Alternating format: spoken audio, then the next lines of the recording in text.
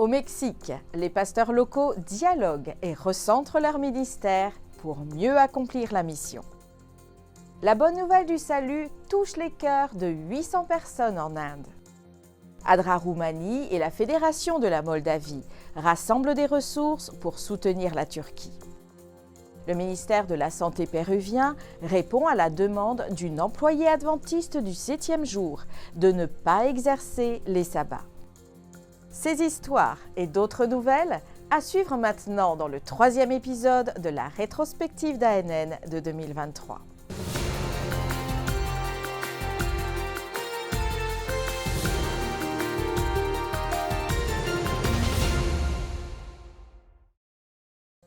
Les pasteurs de l'Église adventiste de toute la région sud-est du Mexique se sont réunis lors d'une première retraite pastorale au camp El Trébol de l'église de Tecax. Cet événement de 4 jours a favorisé des temps de dialogue où 196 pasteurs de districts locaux ont partagé leurs expériences, étudié la Bible et se sont concentrés sur l'accomplissement de la mission de partager l'Évangile de manière plus efficace dans leur congrégation. Redefinir mi ministerio. Redéfinir mon ministère signifie réaffirmer ce que le Seigneur m'a donné jusqu'à aujourd'hui, à savoir une merveilleuse vocation, où je dois apprendre à aimer le corps du Christ qui est son Église, apprendre à être patient avec chaque membre et à me sentir partie prenante dans l'accomplissement de la mission. Nous espérons que la fin sera pour bientôt. Réorienter mon ministère, c'est apprendre à aimer l'Église du Christ. Aprender a amar a la Iglesia de Cristo.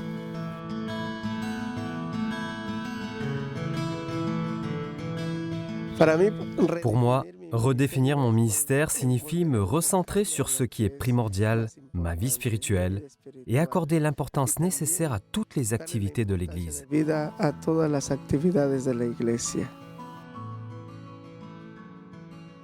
Cet événement a été une bénédiction pour moi. Et je pense que le retour sur le terrain, à l'Église, permet de redéfinir les choses et dont le service que je vais rendre au Seigneur. Dieu veut que chacun de nous puisse également s'engager envers lui et le sert avec passion pour amener des âmes à Jésus-Christ. Para llevar almas a Cristo Jesús.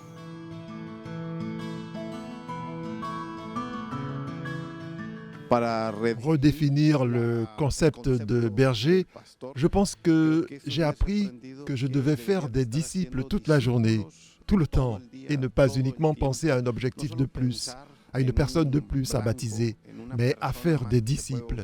C'est le commandement que Jésus nous a donné. Cette retraite spirituelle m'amène à redéfinir la notion de ministère pastoral et à reconnaître le besoin urgent d'une croissance spirituelle plus profonde en tant que berger et de la présence de l'Esprit Saint en cette fin des temps.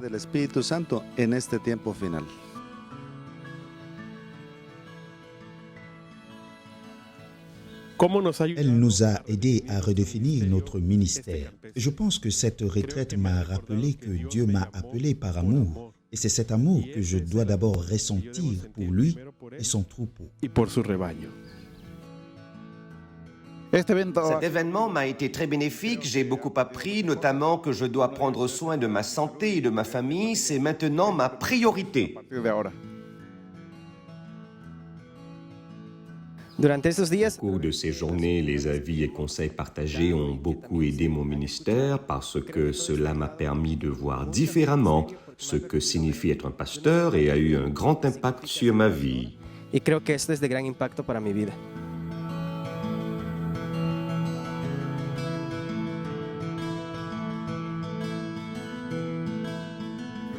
Aujourd'hui, plus que jamais, je suis convaincu que j'ai été appelé par Dieu pour accomplir une mission de manière holistique pour la gloire de son nom. Je redéfinirai mon ministère en renouvelant mon engagement envers Dieu, puisque lorsque nous avons un engagement envers lui, c'est alors que nous agissons par amour, que nous atteignions des objectifs par amour et réalisons les projets qui se présentent à nous, parce que nous avons un maître plus grand que nos dirigeants terrestres qui n'observe pas tout et ne voit pas tout. Nous rendons des comptes à un Dieu qui est témoin de tout et qui, lui, sait tout. A un Dios que todo lo ve, que todo lo sabe.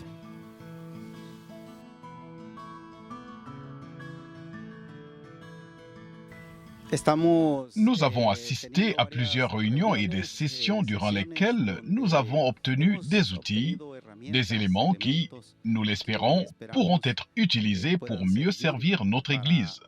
Ce soir, nous espérons toujours que les participants auront une meilleure compréhension de notre ministère.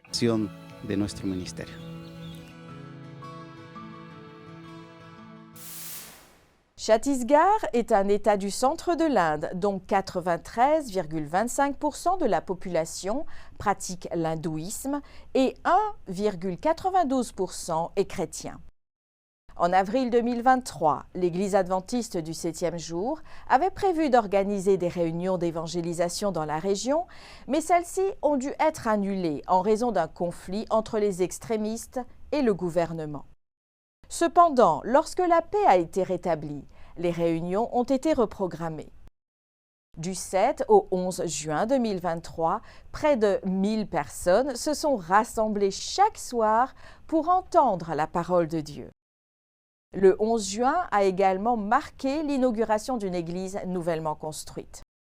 Bien que les réunions n'aient pas pu être diffusées en direct en raison de l'accès limité à Internet, les membres d'église ont utilisé leur Internet mobile pour partager ces rencontres en direct.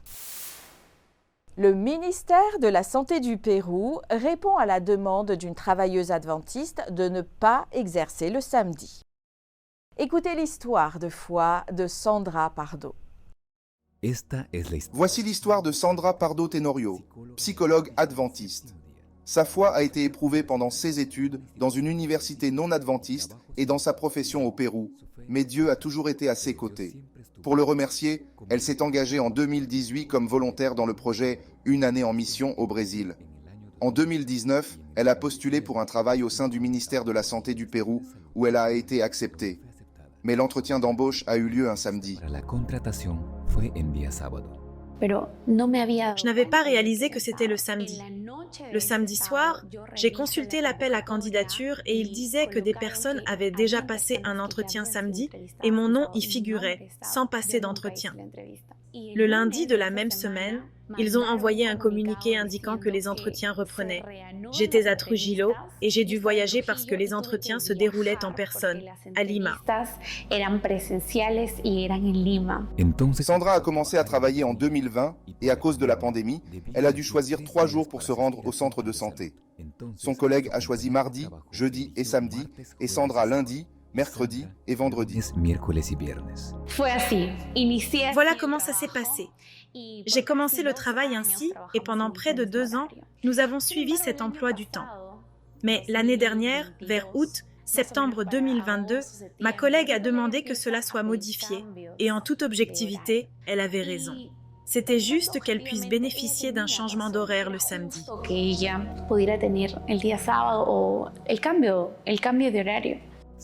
Sandra était sous pression et ne savait pas comment faire face. Elle s'est donc adressée à son supérieur hiérarchique.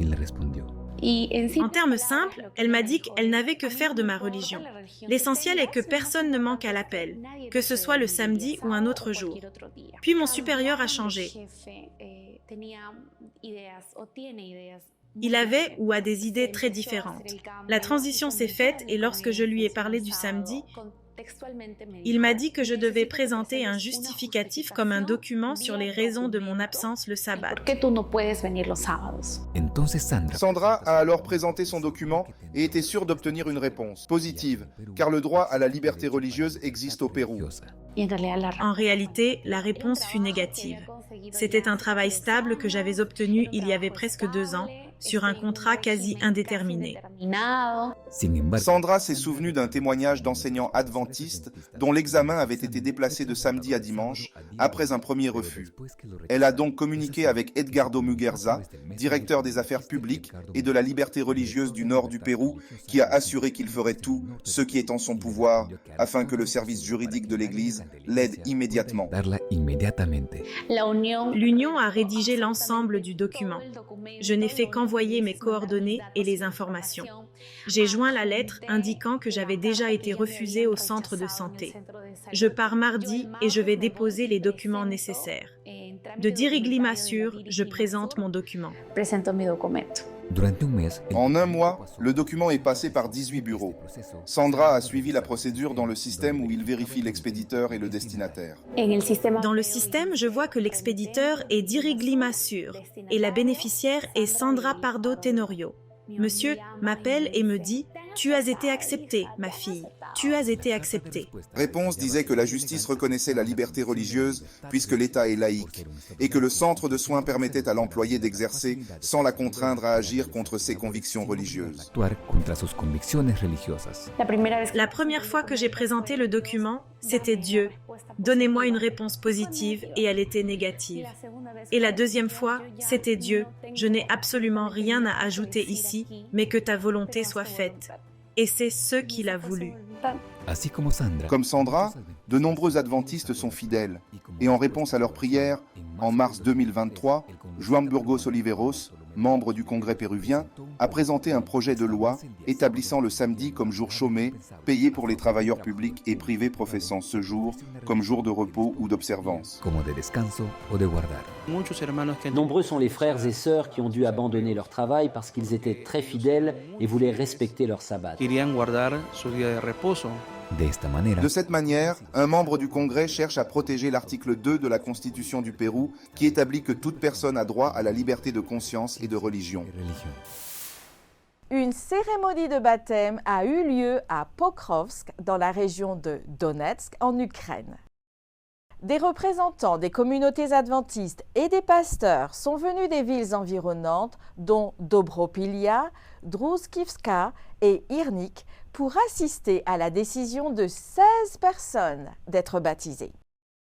Des études bibliques ont été organisées dans ces communautés, suite auxquelles les intéressés ont exprimé leur souhait de se joindre à l'Église adventiste par le baptême. Chaque personne baptisée a reçu sa propre Bible. Malgré les difficultés liées aux conflits en cours dans la région, les communautés adventistes organisent des événements évangéliques pour offrir aux visiteurs un soutien psychologique et spirituel. Le 6 février 2023, un puissant séisme de magnitude 7,8 a frappé la Turquie et la Syrie. La catastrophe a touché environ 18 millions d'habitants. De nombreuses personnes ont été déplacées de leur foyer, plus de 18 millions de victimes nécessitant une assistance immédiate. En réponse à la crise, une équipe de l'Église adventiste du 7e jour de Moldavie, en collaboration avec Adra Roumanie, s'est rendue à Hatay, en Turquie. La communauté adventiste de Moldavie a fait un don de plus de 13 000 $ pour soutenir les survivants. 10 000 $ supplémentaires ont été collectés pour soutenir le travail d'assistance aux réfugiés. La vidéo suivante présente la mission et l'aide offerte par l'équipe adventiste à Hatay.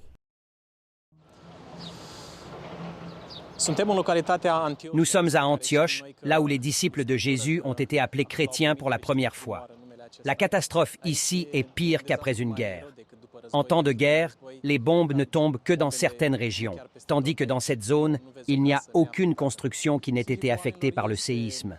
Les gens sont choqués et essaient de comprendre et d'assimiler ces émotions de perte et de douleur. De nombreux réfugiés font encore preuve d'hospitalité. Durant nos visites, ils nous ont offert du thé et des repas simples. Bien que leur famille soit touchée par la perte de leurs proches et qu'ils aient tout perdu soudainement, ils essaient de survivre en restant unis et en gardant leur foi en Dieu. ICI, nous essayons de les aider en leur offrant de la nourriture et des produits d'hygiène, tandis que le pasteur local accomplit un travail merveilleux mais difficile dans cette culture islamique avec presque aucun croyant adventiste du 7e jour.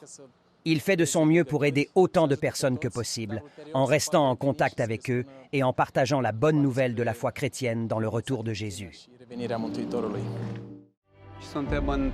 Nous sommes en Turquie depuis environ 2 jours.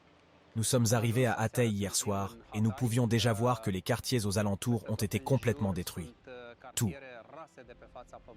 Ce qui tient encore debout ne peut même plus être appelé des bâtiments, mais plutôt des structures fragiles, et chaque brique, chaque mur dans les environs est compromis. Il n'est plus possible de vivre en sécurité dans ces bâtiments, et les autorités vont démolir plus tard ce qui est encore debout.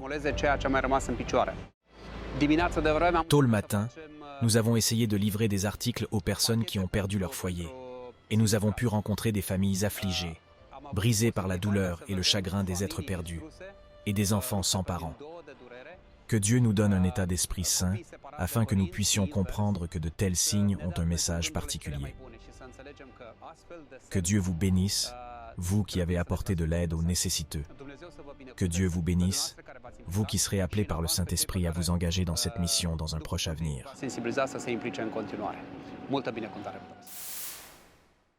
Après une pause due aux restrictions liées au Covid-19, le département de la communication de la Conférence générale des Adventistes du 7e jour s'est réuni à nouveau pour GAIN.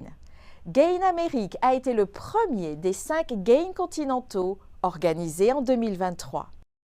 Cette rencontre s'est déroulée du 7 au 11 juin de cette année au siège de la division nord-américaine à Columbia, dans le Maryland, aux États-Unis. Nous sommes au siège de la division nord-américaine où pendant 4 jours, les dirigeants des 3 Amériques se sont retrouvés pour échanger des informations et de nouvelles idées pour améliorer la diffusion de l'Évangile.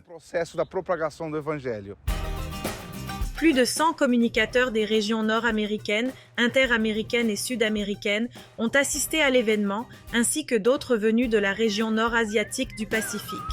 Grâce à des formations significatives, des panels de discussion et des sessions de travail, CS Rencontres ont permis d'équiper et de rendre autonomes les communicateurs pour la mission et l'évangélisation. Cette année, GAIN Americas a accueilli plus de 15 orateurs qui ont présenté divers sujets tels que la production de contenu, la vidéographie et la photographie, les actualités, le podcasting, le jeu, la technologie, l'innovation et l'intelligence artificielle. Rapport des départements de la communication du monde entier montrant comment plusieurs divisions de l'Église adventiste utilisent les médias et les moyens numériques pour partager l'Évangile avec le monde.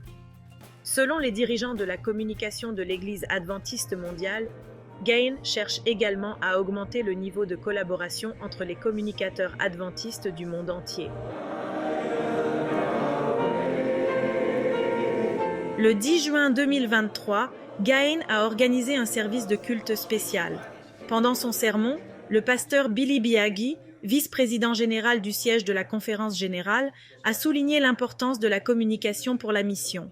Il a rappelé aux participants la devise du 160e anniversaire de l'Église adventiste, choisie pour la mission, et a déclaré « Nous avons été appelés à utiliser la technologie que Dieu nous a donnée pour témoigner au monde. » Les dirigeants de la communication de la Conférence générale adventiste et ceux des divisions présents ont également conduit les participants dans un service de lavement des pieds et de Sainte Seine, durant lequel les participants ont reconsacré à Dieu leurs talents, leurs efforts et leur vision pour la mission et le discipleship. Cet événement a marqué la première conférence GAIN en personne depuis le début de la pandémie de Covid. Depuis près de 2 décennies, les conférences GAIN ont équipé les communicateurs avec des outils, des stratégies et des idées pour un ministère efficace au sein des communautés numériques. Pendant près de 2 décennies, les conférences GAIN ont permis d'équiper les communicateurs d'outils, de stratégies et d'idées pour un ministère efficace au sein des communautés numériques. Depuis sa création en 2004, GAIN s'est transformé en une plateforme mondiale de réseautage, de formation et de collaboration. Des représentants de 22 pays africains se sont réunis à l'université Babcock au Nigeria pour la conférence sur la foi et la science. Cet événement de 10 jours était axé sur la manière dont la foi et la science peuvent enrichir notre compréhension du monde. Dans le cadre de ces efforts pour équiper l'Église avec les connaissances nécessaires dans le domaine de la foi et de la science, la Conférence générale des Adventistes du 7e jour, en collaboration avec la division du centre-ouest de l'Afrique, a organisé une réunion de 10 jours sur le thème de la foi et de la science à l'Université Babcock au Nigeria. Cette conférence a réuni des experts dans les domaines de la foi et de la science, des sciences de la terre, de la biologie, de la géologie et de la théologie pour éclairer plus de 1600 participants venus des 22 pays de cette division. La directrice de l'éducation de la conférence générale, Dr. Lisa Beardsley Hardy, son homologue en charge de l'éducation, le Dr. Juvenal Balizassa et Dr. Ronnie Nallen de l'Institut de recherche en géosciences expliquent pourquoi cette conférence se tient maintenant. Cette conférence est d'un très haut niveau. Nous disposons des meilleurs experts, notamment des représentants de l'Institut de recherche en géosciences. L'une des différences de cette conférence est que nous avons aussi des exposés locaux qui permettent de comprendre la géologie locale, par exemple. Ainsi, les enseignants peuvent aussi faire référence à la géologie de la région. Cette conférence est d'un très haut niveau. Nous disposons des meilleurs experts, notamment des représentants de l'Institut de recherche en géosciences. L'une des différences de cette conférence est que nous avons aussi des exposés locaux qui permettent de comprendre la géologie locale, par exemple. Ainsi, les enseignants peuvent aussi faire référence à la géologie de la région. C'est un moment merveilleux pour nous d'être à Babcock pour cette conférence sur la foi et la science. Elle était longtemps attendue. Nous avions commencé à planifier cela en 2018, mais à cause de la Covid, elle n'a pas pu avoir lieu. Nous sommes ici pour étudier, en particulier, l'harmonie entre la science et la foi, puisque cela devient un sujet de plus en plus sensible, non seulement au centre-ouest de l'Afrique, mais aussi dans le monde entier. Nous voulons donc nous assurer que les gens peuvent grandir à la fois avec la science et avec la foi pour réussir dans ce monde et dans le monde à venir. Au cours des conférences, nous avons peut-être été confrontés à certains défis en fonction de la complexité du sujet traité. Ce n'est pas simple. Cela nécessite des connaissances de base en sciences. Donc pour certains participants, il y a peut-être eu un seuil complexe à franchir. Mais j'ai également constaté que de nombreux participants étaient très engagés et qu'ils ont compris les points essentiels des présentations. Dans l'école secondaire adventiste de Yaoundé, au Cameroun, une histoire remarquable se déroule alors que Kamo, un étudiant atteint d'une grave maladie cardiaque, trouve la guérison grâce à la foi et à la prière guidée par l'aumônier Yetna. Une jeune étudiante est venue étudier les mathématiques, les sciences et l'histoire, sans jamais penser qu'elle apprendrait quelque chose qui lui sauverait la vie.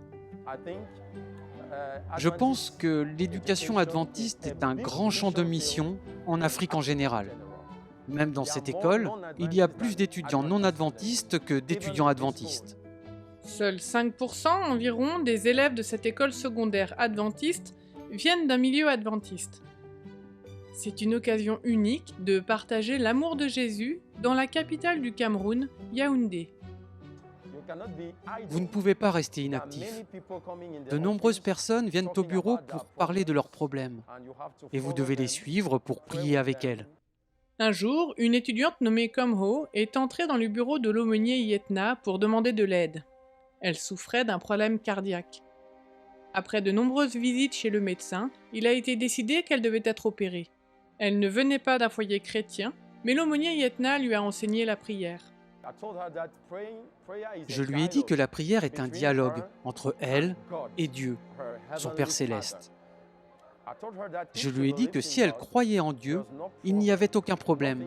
Rien n'était impossible à Dieu. Je l'ai même mise au défi de commencer à prier tous les matins et tous les soirs pour ce problème particulier. Après que l'aumônier Yetna et Komho ont passé des semaines à prier pour son problème cardiaque, les médecins ont été surpris par ce qu'ils ont vu. J'ai prié et prié. Puis, la 5e fois que j'y suis allée, on m'a dit que le médecin était surpris de ce qui se passait. Je ne vois plus la maladie. Le médecin a appelé les parents au cabinet et au laboratoire pour leur demander ce qu'il lui avait donné. Ils lui ont répondu « rien ». La maladie cardiaque avait disparu et le seul médicament administré était la prière. Maintenant, il m'aide à savoir que Dieu est la première chose à laquelle nous devrions penser dans la vie. Maintenant qu'il me l'a dit, j'ai commencé à prier tous les jours. L'Église adventiste du Cameroun est concentrée dans le sud du pays. Les responsables de l'Église veulent avoir un impact sur des vies comme celle de Komho dans la région nord du pays également. Actuellement, il n'y a pas d'école adventiste dans cette région, ce qui en fait une formidable opportunité de mission. Il est très important de construire une école dans la région du Nord, où il y a beaucoup de non-adventistes et même beaucoup de non-chrétiens. C'est très important d'abord pour la mission, car comme vous le savez, nous devons atteindre les régions qui n'ont peut-être pas entendu parler du Christ. Un terrain est déjà consacré à la construction de la nouvelle école. Ils ont des plans et une vision de ce à quoi l'école ressemblera une fois terminée. L'offrande du 13e sabbat servira à aider l'Église du Cameroun à construire sa première école dans la région du Nord. Veuillez prier pour ce projet qui donnera l'occasion de répandre l'Évangile à des peuples non atteints. Merci de votre soutien à l'offrande du 13e sabbat. Merci d'avoir suivi ANN. Rejoignez-nous la semaine prochaine pour plus de nouvelles du siège de l'Église adventiste du 7e jour. Saviez-vous que l'Église adventiste du 7e jour a une chaîne YouTube où vous pouvez regarder ANN Vidéo, ANN in Depth et plein d'autres vidéos étonnantes sur la prophétie, la santé et l'étude de la Bible? Cliquez sur le bouton « S'abonner » pour ne jamais manquer une nouvelle vidéo. Vous pouvez également nous laisser un commentaire ou un sujet de prière. Une équipe prie pour vous 24 heures sur 24 et 7 jours sur 7. Avant de nous quitter, voici une bonne nouvelle tirée de Ésaïe au chapitre 54 et au verset 10. Même si les montagnes se mettaient à partir, même si les collines venaient à chanceler, mon amour pour toi ne partira jamais. Mon alliance de paix ne chancellera pas, déclare l'Éternel, rempli de tendresse pour toi.